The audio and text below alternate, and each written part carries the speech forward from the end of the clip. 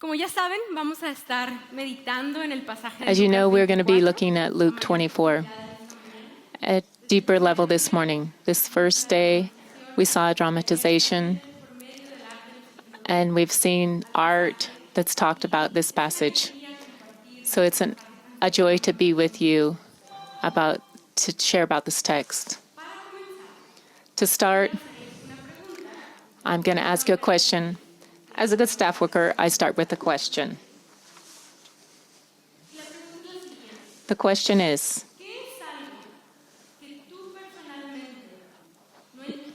what is something that you personally do not understand about God or Jesus? What is something that you personally do not understand about God or Jesus? It can be something you're struggling with, a deception, a complaint. Think about it for just a moment. Just a moment.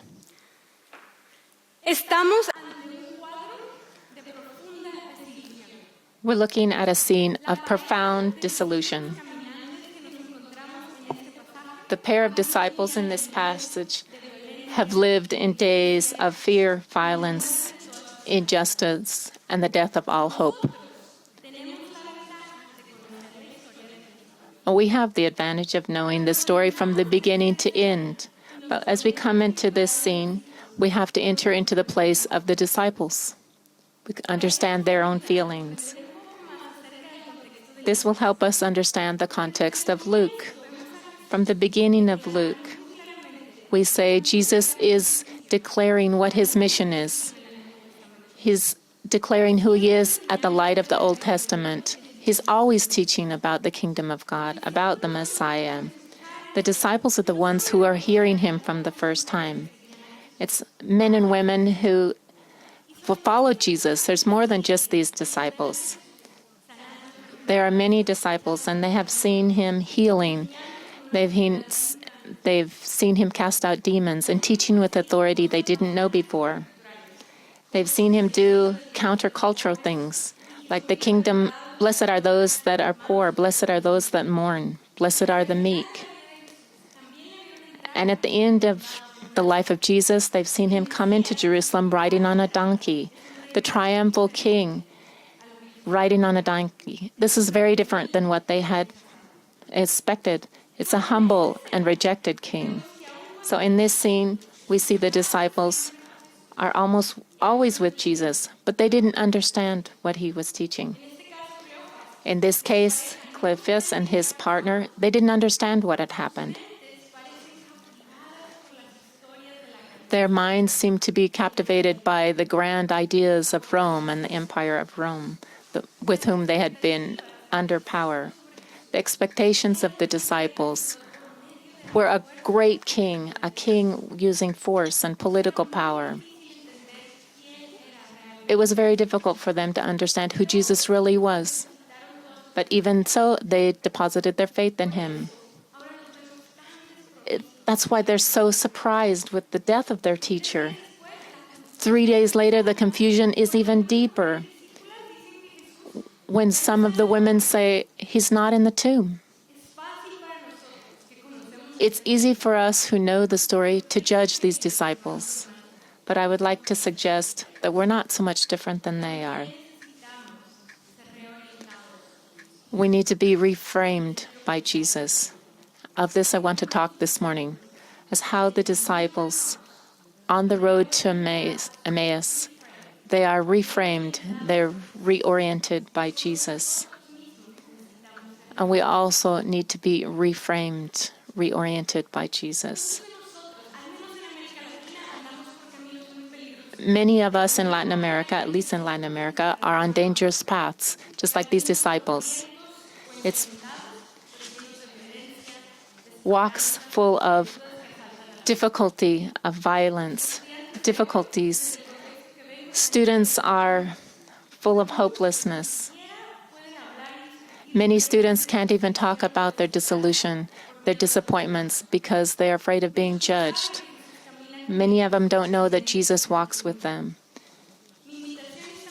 My invitation this morning is to enter into this text. See how Jesus reorients, he reframes the disciples. how Jesus enters into the despair and dissolution and he walks with them. Secondly, how Jesus corrects the disciples in their understanding of the reality for the great history of the Bible. And third, how Jesus reaffirms or helps them reframe their understanding of who he is in the middle of everything. So come with me along in the journey. First of all, Jesus reorients the disciples in the middle of their despair and the disillusion.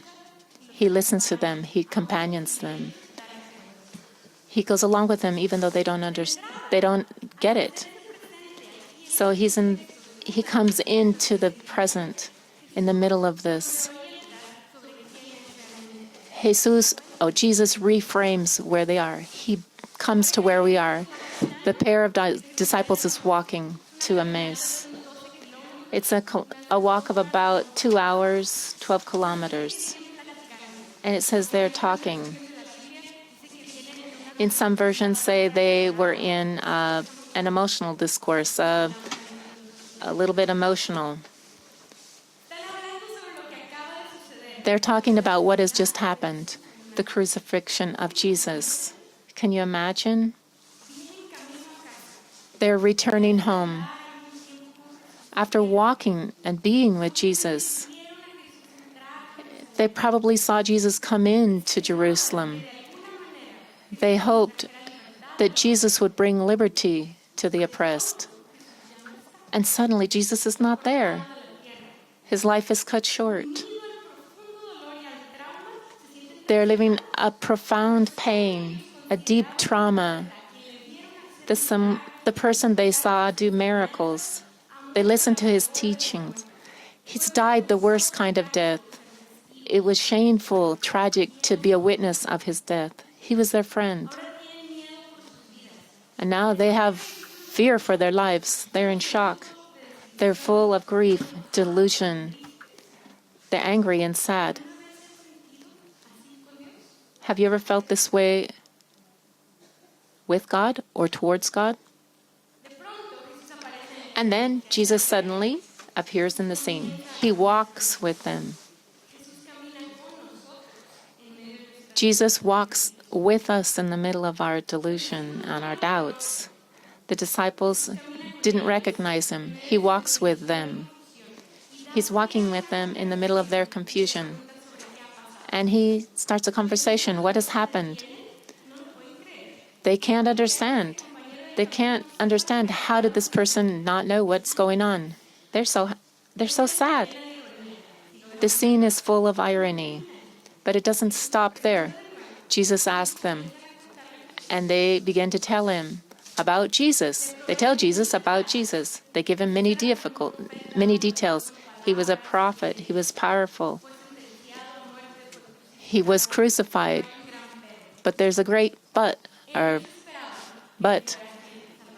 They wanted this Jesus to be the one to save them. They wanted this to be the Messiah. The disciples don't only miss Jesus, they're deeply disillusioned with him. And to give it just a little more difficulty, they're confused because the women went to the tomb and didn't find the body. And they said an angel had come. And now they're terribly confused. Meanwhile, Jesus is there walking with them. Jesus is listening to the interpretation that they're given, what they're saying about his story, and he's there, present with them. Can you imagine the scene?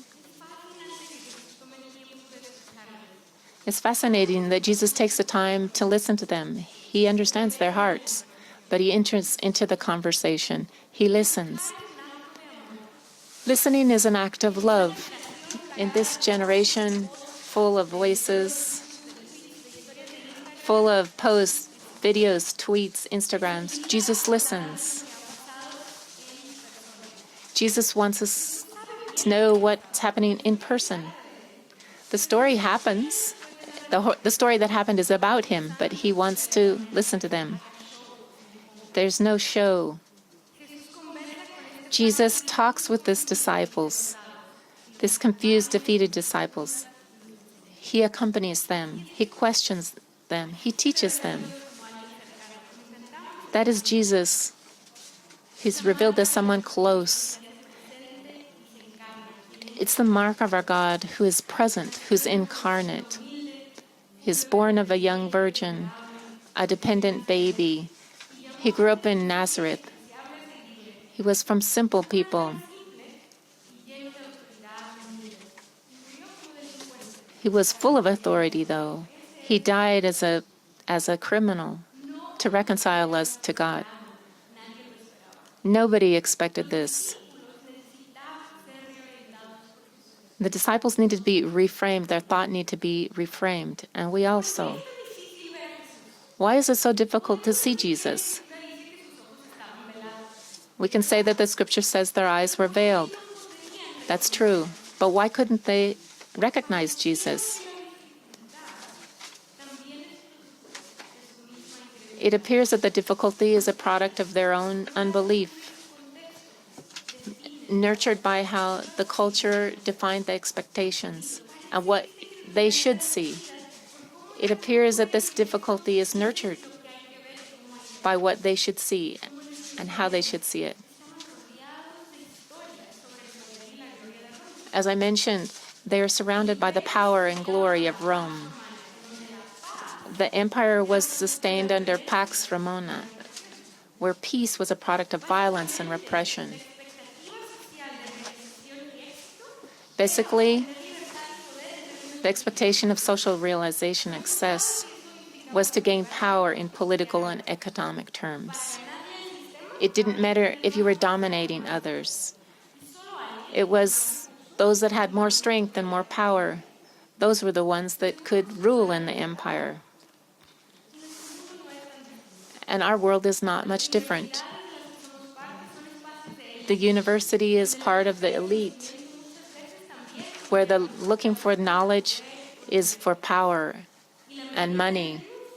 And success is measured in what you can get and what you can do with your own power, even in the church.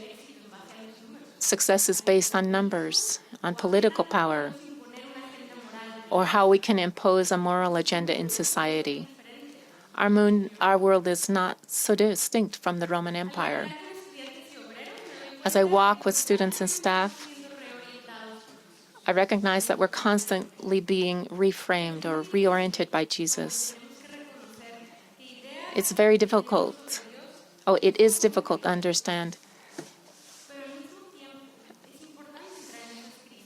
At the same time, it's necessary for us that we enter into a crisis that invites us to doubt, to question. All of this expressed before God, lived before God, means that God can reframe us. He can reorient it. This is our prayer. This is my prayer for all of us. I come from a context of high social inequality. People are fleeing violence from my own country and others. And meanwhile, the power of the empire separates families. In this context, it's difficult to understand that things can happen without money, without power, without influence. And the university students and professionals were not exempt from this. My doubts and my questions about God mark my reality. What are your questions? What are your doubts from the things that you're living?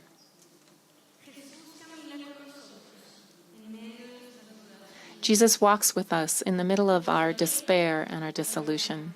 He reframes our thoughts as he walks with us. Secondly, Jesus reframes how the disciples think about the great history of the Bible. He helps them understand what has happened.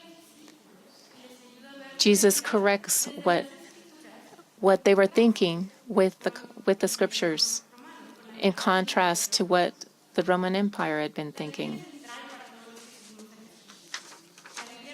The Bible is central to all of us that follow Jesus. Yesterday, Chris Wright helped us understand about the great story of the Bible. It's through the Bible that we see Jesus and we can know him. And this is what we see happened in the text. Jesus is not only walking with them, he asks them questions and he listens. He doesn't leave them in the same place where he found them. Jesus reframes their expectations and the reality of the disciples. He corrects the interpretation of what had happened. After he listens to them, he says, they're a bit foolish, they're a bit slow. He explains to them again what they should have known, what the scriptures and the prophets had communicated. He explains the great history of the Bible and how it speaks of him. The great history of the Bible is not just one history. It's not just a book of moral ways to live. It's of what God is doing in the world to bring the whole universe back to the original purposes. It's a story of restoration with a high price for the Creator. It's a story of love and sacrifice with just one hero and Savior. The disciples are so slow to understand, not because Jesus didn't explain it to them. It's because their minds are saturated with the stories of the empire and of power. We can say that their minds are saturated with stories of war and victory of the Old Testament, where it was easy to justify violence and oppression. It's difficult for them to see God acting from a place of love, suffering, and weakness. They had forgotten what the Old Testament said. The Old Testament was full of surprises. Not the more powerful, not the more wise people. People like Moses, like Deborah, with Ruth, and many more. Perhaps they didn't remember that God works through human weakness. He becomes human. He's incarnate. Perhaps they didn't remember the song of Hannah, who declared that God humbles the powerful, the rich, and exalts the weak. So Jesus is walking with this couple of disciples, and their thoughts are reframed by Jesus by use of the scriptures about the great history, the great story of God. We need to be taught constantly. We need to have our thoughts reframed, that God is not like the idols. God is not an oppressor. God is not cruel. He's not forceful. He is sovereign. He's king, but he's good. He's humble. He's meek. It's a king that's very different than our rulers and kings of the earth. We need to be reoriented, have our thinking reframed, that God is different from what we've experienced from those in authority, whether it's pastors, leaders, or governments. We need to go the great story of God. So this is the story that we live in. As Chris explained yesterday, our lives, our expectation and understanding of God need to be reframed by Jesus, who invites us to see part of this story of God and assume our place in that story. I was 15 when I became a Christian, 16 years ago. I came from a Catholic nominal background. In high school, some teachers shared the gospel with me. Jesus changed my life and my understanding of many things. 3 years later, I entered into the university. I studied history. And I recognized that I had many holes in my understanding of God. I couldn't explain things about my faith, but I had many questions about who was God, the realities, the things I saw, the things that I was studying. As I was studying history, I was questioning many things about God. And in the faculty where I studied, my classmates lived with much hopelessness. I had hope, But how did I explain that? How did I articulate that to my classmates? In Tijuana, the city where I live today with my husband and my daughter, I could not see God in the middle of so much poverty, corruption, and violence. Many things were senseless, and I couldn't explain them. And I didn't want superficial answers, the ones that I was listening to. My theology it wasn't big enough. And added to this, there wasn't a place for questioning, for my doubts, for the disillusionment and questioning of God. It was a great help to be part of a group like COMPA, where my staff worker recognized my doubts and invited me to search. She didn't make me feel bad for questioning God. In contrast, I was invited to search for God in the midst. I was invited in company of others to share my struggles. And another thing that made a difference was that in this time, we were invited to study the Bible as a story, not just some passages, but look at the whole Bible. And this changed me, to look at how the whole scriptures together, it had a meaning. And this is something that we can understand, but it takes us to life to see how it comes together. I am still in the way. I'm still learning. But I want to say that to know the whole story of the Bible, it helps us put our questions and our doubts, things like immigration, poverty, issues of women, to come into the story, to get hope. My faith was deepened to know where I was rooted. It didn't automatically answer all of my questions, but now my faith was not so fragmented. Our story, what the scripture tells us, where Jesus is central, it's a story that provides meaning. Our great history, the reconciliation of the whole cosmos with Jesus. It's the best story. It's good. It's truthful. So going back to the passage, Jesus is walking with the disciples, and he explains the story. He gives them more details about what the Messiah was going to do. He corrects their theology. He helps them see the place of suffering. Jesus explains how God, in the middle of weakness, how he works. The disciples had a difficult time understanding this. We also don't understand how Jesus can work in the middle of vulnerability and weakness. It can be that our limits and our vulnerability can be reasons why we struggle so much with God. But God is Jesus in our midst. He's revealed who God is through the scriptures. And God, he reframes us. We can tell him our doubts, our disillusions, our disappointments. He listens to us. He reorients us. He reframes us with his presence, with his love. Later on in the passage, it says that the hearts of the disciples burned within them when Jesus explained the scriptures. The hearts were enlightened and comforted by Jesus. Their whole being was being affected by the word. It's a beautiful description how they're being enlightened by Jesus, by his presence, by his word. This pair of disciples knows that something is happening. They perceive that God is clear.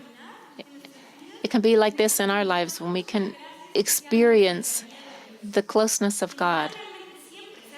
He's always there, but there can be moments when he's closer. Jesus, in his closeness, corrects us. He teaches us. using the scriptures.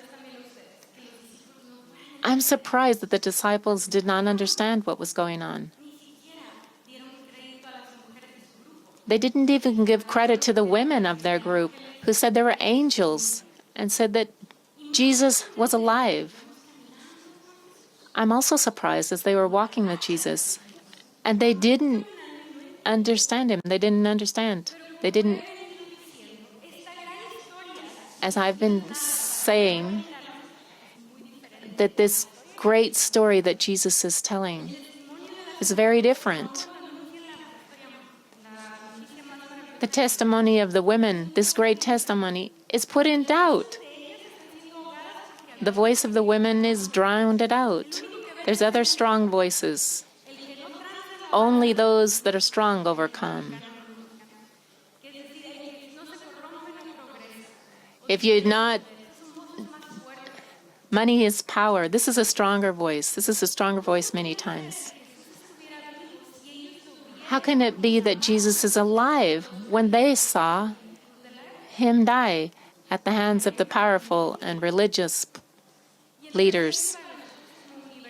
At times for us as university students and those in the ministry in this great space, we struggle to see. We struggle many times as we see the simplicity of faith from a spiritual dimension. It's not an imposition. It's not power. It's a sacrificial love that defines God. It's not a sacrifice. It is a sacrifice that defines what we believe in. And this should mark how we do ministry. The good news is that Jesus reframes how we think to see the reality from a perspective of the scriptures. He helps us reject the seducing power and riches, which are self-serving. He corrects us. Number 3, Jesus reframes the disciples about who he is. He enters in deep communion with them, sharing a meal and breaking bread. This new understanding of Jesus takes the disciples to a new perspective of their mission and what community is. The disciples are reframed by this time with Jesus, by this communion they share at the meal. We have seen Jesus present, walking with them, explaining this great story to them. But in this passage, we also see the reframing about who Jesus is an act that's shared, is an act that's seen in sharing a meal together. The passage tells us that when the disciples were nearing the village, they invite Jesus to go to their home. It's a custom of hospitality. The dialogue was very good. It was very nice. But it was getting late, and streets get more dangerous at night. Jesus accepts the invitation. And this scene is very close to me in Latin America. Hospitality is important, and even for people who are not Christians. In Johannesburg, we were in an area that we didn't have any idea. We were with my daughter, and a family there came up, and because they were listening to us listen Spanish, and they said, we're pastors, a Brazilian and a Mexican, and they said 3 children, and they're here working with immigrants, and they invited us to their house to have tea, to have upholstery with them. It was so profound, their invitation, that we couldn't say no. We didn't know these people, but here they are. Hospitality takes risks. Our pair of disciples prepares the food. Food is more than just for the body. It's to be together. And there they are. This couple and Jesus. And then suddenly something happens. Jesus, the invited, becomes the host. He's sitting at the table. He takes the bread. He blesses it and something happens. There's a click. They must have surely seen the marks of the nails in his hands of the one they saw die. He's alive. Separate from this is a very familiar scene. Jesus was known as a glutton, as not a glutton, and a drunk.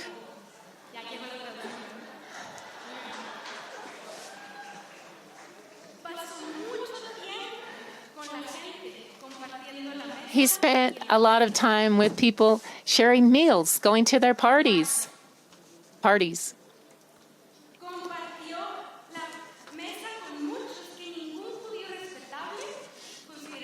He shared meals with many that respectable Jews would never touch, like Zacchaeus, like tax collectors, radical revolutionaries like Simon, the Zealot, like Maria, Martha, others of very questionable reputation. The table should be a place of ministry in the ministry of Jesus.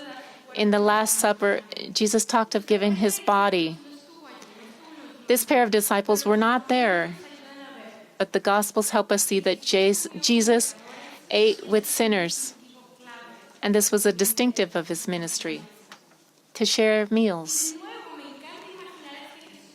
I like to imagine this Jesus as Latino, because in my context, everything happens around the table, and every important event includes food. Community, friendship happens, everything that is important happens around food.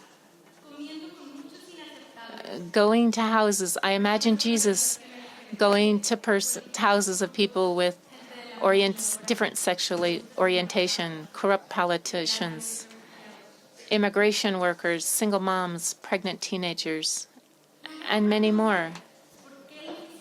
The great question is, why didn't the disciples recognize Jesus at that moment? Luke tells us that their eyes were opened. When Jesus holds out the bread, they can see his marks. They saw these marks.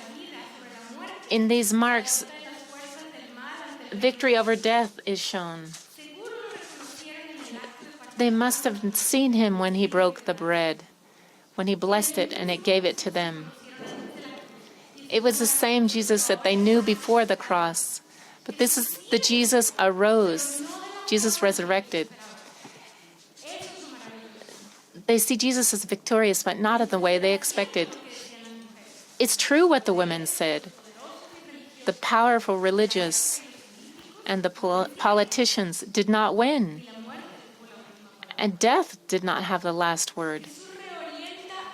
Jesus reframes the disciples and how they're thinking to see who he is. He's walking with them. He's teaching them the scriptures and showing them that the mission is done sharing the meal, an act of hospitality. Hospitality is an act of love. And the ministry of Jesus, there was no exception of persons. When this couple of disciples recognized Jesus, their desire to share this good news could not wait. The disciples changed how they were thinking. Our form of doing mission needs to be reframed by Jesus. The passage shows us that when their eyes were opened, Jesus disappeared. He's not there. But it's okay.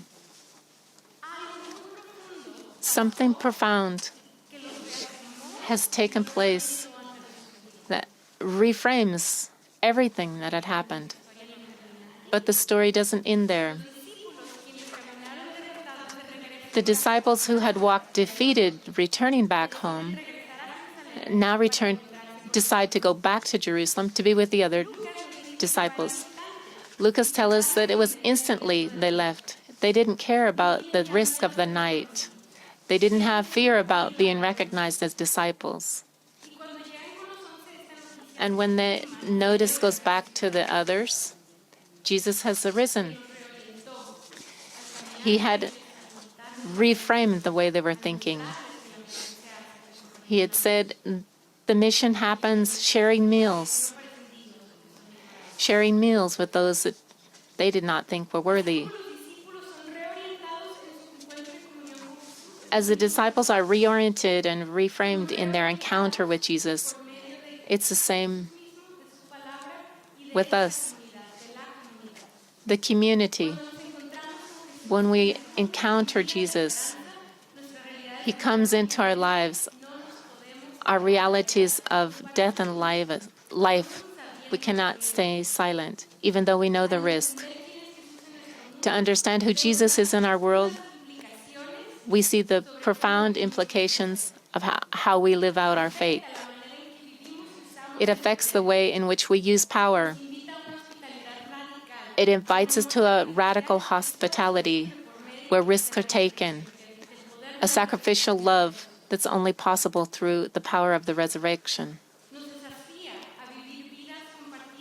It's a challenge to live lives that are shared, not just in a virtual world, to follow this resurrected Jesus.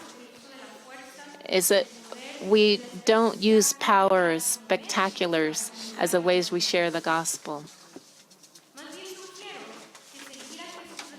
Following Jesus, the risen Jesus, His way, He invites us to be vulnerable, to renounce, and assume that we're fragile messengers of hope. We're invited to renounce power and be messengers of hope. We have to be reframed to do mission in an authentic way in the middle of context of hopelessness. The beauty of what happens is that Jesus turns them into witnesses. We are called to be part of a community, and what a beautiful community we have here. So many countries, experiences here. To be reoriented by Jesus takes us out of our isolation, invites us to share with others our joys and be affirmed in the midst of our stories. We open up to share our doubts, our disillusions, our struggles. He walks with us, He listens to us, He reframes us with His word, with His presence, and with community. Jesus walks with us, brothers and sisters of IFES, and He reframes our thoughts. I want to invite you to respond in prayer to God. God speaks to us in distinct ways.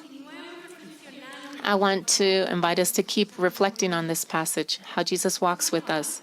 In your manual, on page 54,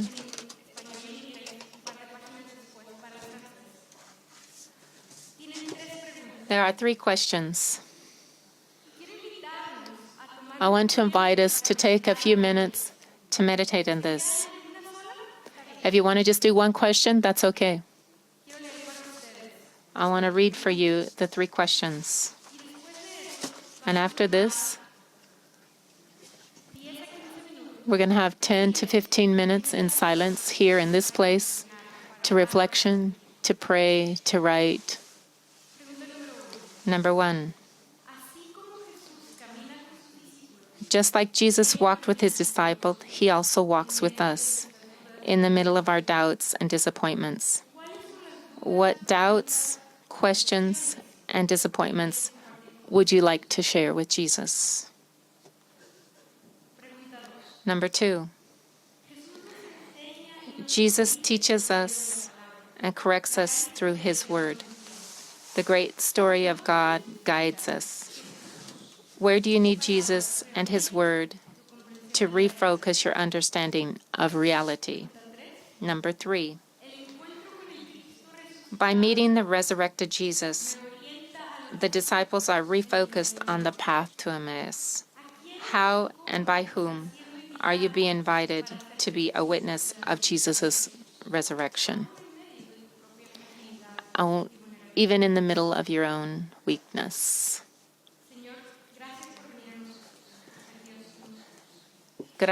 Thank you for being with us.